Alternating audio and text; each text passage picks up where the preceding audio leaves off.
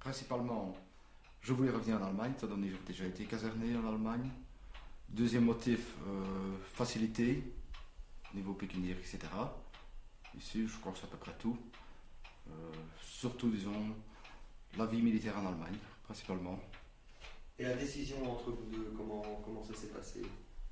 On a discuté ensemble, on a mis ça au point, etc. Voir les pour, voir les contre.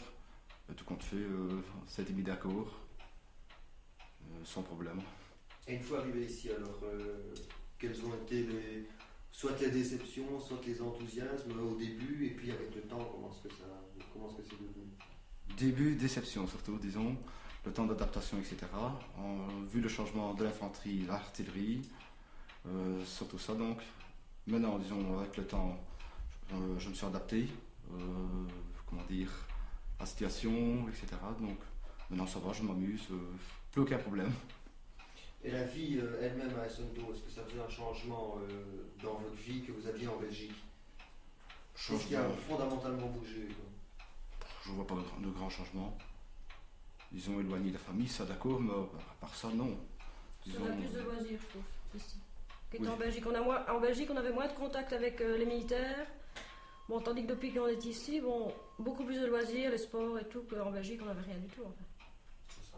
Bon, on recommence. Bien. Alors la question était, lorsque vous êtes arrivé ici, quelles ont été les premières impressions par rapport à ce que vous avez vécu en Belgique? Disons pour moi, j'avais déjà vécu en Allemagne plusieurs années, donc j'étais déjà formé un peu à la vie chez les Allemands, etc. Donc pour moi, aucune impression spéciale, disons, particulière. Mais alors au niveau professionnel? Alors tout à fait différente, donc venir de l'infanterie où c'était le terrain, etc. régulièrement, arriver, disons, à l'artillerie dans un CTR, donc enfermé derrière les murs, etc. Donc pratiquement aucune vue vers l'extérieur. Ça c'est tout à fait autre chose, c'est là qu'il a fallu l'adaptation.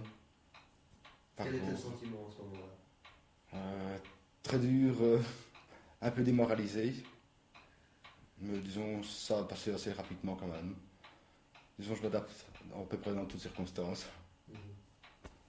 Et pour madame, quel changement entre la vie en Belgique et puis boum, venir ici à 500 km? L'éloignement, au début. Bon, on avait les copains en Belgique, bon, on se retrouvait ici tout seul. Bon, pour moi, c'était vraiment très dur. Bon, vu les problèmes, on a eu que des problèmes pendant 6 mois avec les enfants. Bon, il m'a fallu longtemps avant de m'habituer. Bon, maintenant, ça va, je voudrais plus partir. On s'amuse bien. Justement, on parlait des relations avec la Belgique. À ce stade-ci, vous êtes depuis plusieurs années à Essonto. Quelles sont les relations avec les racines que vous avez en Belgique? À part la famille, bon, il y a plus aussi quelques copains avec qui on était à Marche. Autrement, on n'a plus tellement de relations en Belgique. Est-ce que vous avez senti ça comme une coupure par rapport à ce que vous avez vécu avant? Mais ça a changé beaucoup quand même. Bon, maintenant c'est terminé, on y est, en effet. Adapté, disons, c'était Bah, ça. oui. Voilà. Disons qu'on rentre très rarement en Belgique, c'est surtout ça donc qui joue. On rentre 2, 3, 4 fois maximum vraiment Ça par tombe année vite. en Belgique. Donc les contacts, disons, on en a encore par courrier, téléphone, à part ça, pratiquement plus, disons. C'est 2, 3, 4 fois par an que je dis. C'est le maximum à peu près qu'on a encore comme contact. Est-ce que vous vous sentez aussi belge que ceux qui vivent en Belgique? Oui, pourquoi Ouais. pas. Oui.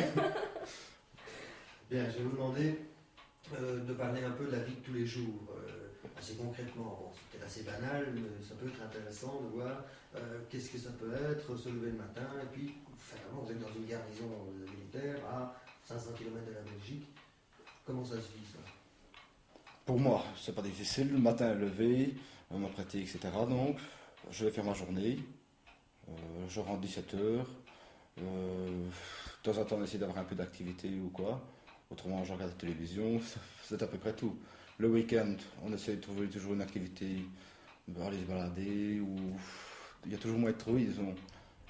Alors, c'est à peu près tout. Donc, c'est toujours à peu près le même train-train habituel, tous les jours. Et pour madame, est-ce que... Moi Bon, le matin aussi, on va conduire les enfants à l'école. Bon, pour l'instant, ils sont en congé carnaval. Après, bon, il y a les tâches à la maison. Et alors, le soir, bon, du loisir, la gymnastique. Bon, un club de dames, on fait certaines activités. Autrement, bon. Est-ce que le centre ici organise beaucoup d'occupations? Ah oui, énormément. Vous avez Énormément. quelques exemples Bon, concrets? il y a un club de gym tonic. Bon, il y a du mini-foot, il y a du basket, il y a du volley, il y a du ping-pong, il y a du tennis de table. Je crois que c'est le même. Alors, qu'est-ce qu'il y a encore? La pétanque, le bowling. Il y a aussi des activités culturelles Il y a les louveteaux pour les enfants, les scouts. Oui. Il y a un Bon, club de jeunes. il y a un club de jeunes. Est-ce Bon, qu'on essaye de recréer ici une vie telle qu'elle serait en Belgique? bon, mais c'est pas du tout la même. Non. Je trouve que c'est pas du tout la même. Bon, nous, on a vécu à Marchand-Famenne. On n'a jamais connu autant d'activités que depuis qu'on est ici. Bon, il y avait peut-être autant d'activités à Marche. Bon, la natation, les clubs de gym et tout ça aussi, mais bon, on était moins en contact avec de ce côté-là, enfin. On est toujours, c'était souvent trop militaire. On dit qu'ici, bon, on sort. Même chez les Allemands, il y a des clubs, des gens d'ici qui vont dans les clubs chez les Allemands, des enfants, il y a un club de natation. Oui, c'est ça, justement, en parlant des Allemands, bon, vous êtes ici fatalement en Allemagne, qui est un autre pays qu'en Belgique. Est-ce que vous ne vous sentez pas un peu comme, j'allais dire, des Martiens en pays étranger? Non. On a très bon Pas du contact tout. avec les Allemands. Ils sont fort gentils. On se sent, disons, chez soi aussi, tout en étant belge. On est quand même ici en permanence pratiquement toute l'année. On se sent quand même un peu chez soi, on s'habitue de toute façon. C'est comme c'est au deuxième pays, si on veut, c'est ça. Et les Allemands, comment est-ce qu'ils réagissent? Aucun problème. Disons, les contacts sont pas énormes, nous autres, avec les Allemands. Mais disons, on en a de temps en temps, etc. pour les magasins. On n'a aucun problème avec les Allemands. Les sports, ils sont contents quand on va chez eux, quand les enfants vont faire du sport. Bon, les enfants, bon, il y a par exemple un club de natation. Des enfants d'ici vont au club de natation ici à Marsberg. Bon, mais le professeur a dit, bon, je parle très bien le français, mais je parle allemand aussi. Bon, il essaye d'apprendre l'allemand. Mais alors, par exemple, certains groupes, il y avait à un moment donné des gens qui allaient tirer chez les Allemands. Mais les Allemands voulaient que les Belges parlent français. Ils ne voulaient pas qu'ils parlent allemand pour qu'eux puissent apprendre le français. Bon, alors, puis il y avait un club d'équitation aussi comme ça. Maintenant, je ne crois pas qu'il existe. Oui, il y a de très bons contacts. Bon, ils organisent beaucoup d'histoires en invitant des Belges. Nous autres, la même chose. Est-ce que vous êtes créé des relations, des amitiés avec des Allemands? Les Allemands, nous? Non. Non, nous autres, non. Non. Vous Je croyez veux qu'il y a dire, on ne parle pas déjà l'allemand. Hein. Si on se débrouille un tout petit peu, On essaie, bon, lui disons, parle un peu, moi je comprends un petit peu. Alors on essaie de faire prendre des contacts. Disons, avec les Allemands qui travaillent par exemple à la caserne, il n'y a aucun problème, c'est bonjour, etc. C'est à peu près tout, disons. Est-ce que vous croyez qu'il y a une assimilation qui n'est pas encore faite et qu'il y a encore des choses à faire? Mais il faut dire, bon, nous autres les enfants sont encore petits. Bon, il n'y a aucun club où on peut dire qu'ils les prennent à un si petit. Bon, il y en a un qui va avoir 4 ans, l'autre à 5 ans. Bon, il y a le club de natation, il est encore petit. Mais bon, une fois qu'ils seront plus grands, à ce moment-là, je trouve qu'on aurait beaucoup plus de contact avec les Allemands. Il y a beaucoup plus de clubs où on les prendrait, à ce moment-là, oui, plus de contact avec eux. On parlait justement des enfants. Est-ce que, bon, ils vont grandir? Imaginons que vous restiez, bon, vous avez l'intention de rester ici. Quand toute Oh, la vie, oui. c'est tout, ouais. S'il y en a un des deux ou les deux qui voudraient retourner en Belgique. Il fait bon, Ça sera sa vie. après ses études ou... C'est une décision qui peut se prendre assez jeune, hein. Enfin, qui émettrait le désir de vouloir retourner là-bas, quoi. Bon, Pourquoi pas, disons, il faudrait voir la situation, etc. à ce moment-là. Moi, je ne suis pas contre, du moment que ces études sont faites, etc. Donc, s'ils veulent continuer en Belgique, étant donné qu'on s'est parlé quand même à un échelon une fois après énorme le ici, après Reusrat, donc ici c'est terminé. S'il faut continuer en Belgique, donc s'ils veulent continuer en Belgique, pourquoi pas. En parlant des études, justement, quelles sont les études qu'ils ont la possibilité de faire ici? Ici, il y a les gardiennes primaires, ensuite donc jusqu'à 6e année primaire. Ensuite, ils doivent aller à Reusrat, donc pour aller en secondaire. Alors, Là, c'est avec les Allemands. non, c'est une école. belge, c'est belge. Donc c'est l'Athénée Royal, donc belge, qui est stationné à Reusrat, donc pour les francophones. Et donc ils vont en bus, etc. Donc régulièrement. C'est un internat donc là-bas. Et alors, dès qu'ils doivent entreprendre d'autres études, Il faut en Belgique. En Belgique, oui. Il faut en Belgique. c'est ça. C'est ça. Un dernier point, dans la vie de tous les jours ici, ou il y a quelques temps, est-ce que vous avez rencontré des problèmes, des choses qui ne marchent pas, quoi, ou qu'il faudrait améliorer, ou pas nécessairement très grave, hein, mais Non, moi personnellement, non, je le vois pas. À quel niveau au Rex, tous azimuts? Non, je crois. Je ne dois pas me plaindre de la situation, etc. Donc, enfin, je sais pas. Parce que par exemple, en imaginant une petite ville en Belgique, est-ce qu'ici il y aurait moins de choses qu'on pourrait trouver dans une petite ville similaire en Belgique? Moins Moins de de choses. possibilités, moins de magasins, moins de distractions, etc. Non, je crois qu'il y a toujours moyen de trouver, de toute façon.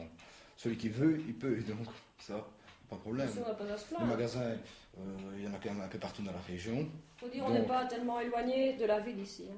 Bon, c'est déjà un gros avantage que. Bon, s'il faut aller à. Je sais pas, moi j'ai pas connu, mais Ziegen ou Cologne, bon. Non, là, c'est encore tout à fait différent, disons. Ici, on a les 60 km, on a Paderborn, qui est une assez grande ville. On a Kassel, il y a Dortmund, donc des très grandes villes qui sont tout près, disons que 80, 100 km, donc ce n'est pas énorme, 1 heure de trajet en voiture, donc, et où il y a un choix aussi grand qu'en Belgique, donc je ne vois pas le problème donc, de ce côté-là. Une question d'activité. Bah.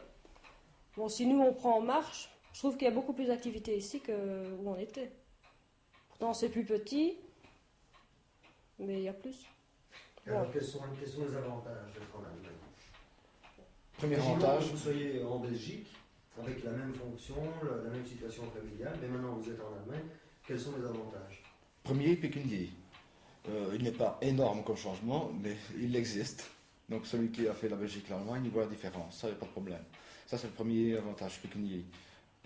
Deuxième, c'est une vie militaire, plus de famille, pour moi, donc comme militaire. C'est plus famille, si on veut. En Belgique, c'est chacun rentre chez soi à 17h, c'est terminé, on n'en parle plus. Fini. C'est à peu près comme dans une usine ou quoi. Donc ici, on sait encore recevoir de temps en temps un ami ou quoi, donc il y a toujours moyen de garder contact, donc amical. Plus qu'en Belgique. Ah ouais, en Belgique. Donc, parce qu'en Belgique, c'est- Par le voisin d'en face, c'était fini, et le voisin de côté, mais bon, ici, on a plus de contact avec les gens.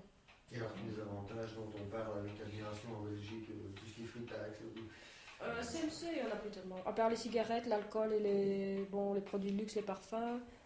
Autrement, c'est zéro maintenant, il n'y a plus rien. Non. Comme avantage. Je vois pas tellement les avantages. Bon, Si, nous, sur l'IFI, etc., il y a encore de l'avantage, mais on n'achète pas de l'IFI tous les jours.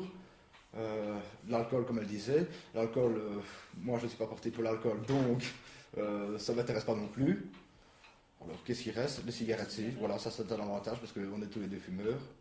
À part ça, je ne vois pas, je vois pas ce qu'il y a encore comme avantage. ok, pour moi c'est bon.